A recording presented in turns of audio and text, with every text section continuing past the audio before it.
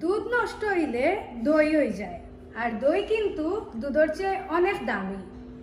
যদি ডিভোর্স হয়ে যায় তাতে কিন্তু আপনারা মন খারাপ করবা না। আল্লাহ হয়তো আপনারে সেকেন্ড চান্স দিরা যাতে আপনি নিজরে রাইজ অ্যান্ড শাইন করতে পারেন। ডিভোর্সের পরে মানুষ অনেক বিনয়ী হয়, লাইফ অন্য ডিরেকশনে যায় এবং মানুষ আর্থিকভাবে সচ্ছল হয়, লাইফ অনেক বেটার হয়।